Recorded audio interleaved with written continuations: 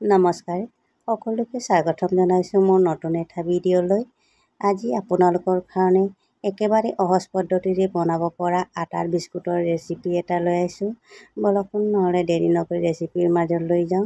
প্ৰথমে মই বাতি এটাত ডিম এটা ভাঙি দিলোঁ আৰু আটা 1 কাপ দিলোঁ আৰু পাউডাৰ গাখীৰ 1 কাপ দিলোঁ। আৰু গুড় অলপ ধুনীয়াকৈ মিহি মিহিকৈ কাটি থৈছিলোঁ, এইটো দি দিছোঁ। আপোনালোকে চেনিও দিব পাৰে। মই গুড় দি বনাইছোঁ আৰু ঘিউ অলপ দি এতিয়া ধুনীয়াকৈ মই সানি ল'ম। যেনেকৈ আমি আটা সানো তেনেকৈ সানি ল'ম আৰু ৰুটি আটা যেনেকৈ সানো।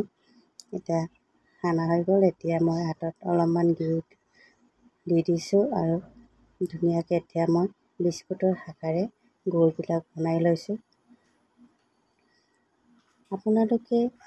আপোনালোকেও বনাই খাবচোন, ইমানেই টেষ্টি লাগে।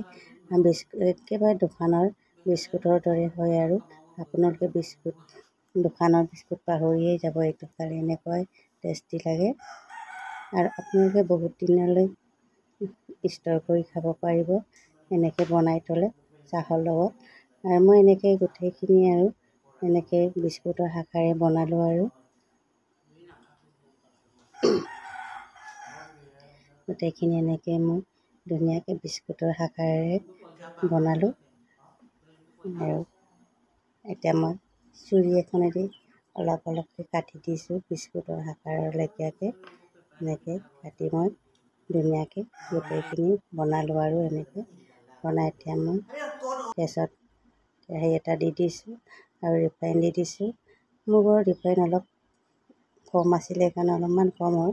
আৰু গেছটো মই ল' ফ্লেমত ৰাখিম, নহ'লে হাই ফ্লেমত ৰাখিলে সোনকালে পুৰি যায়। সেইকাৰণে ল' ফ্লেমত ৰাখি ভাজিব লাগে।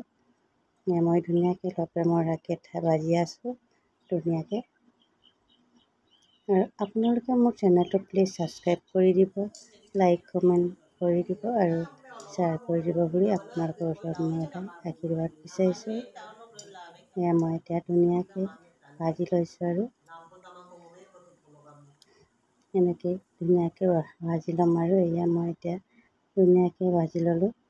এতিয়া আপোনালোকক এটা মই ভাঙি দেখুৱাইছোঁ একেবাৰে চকচকীয়া আৰু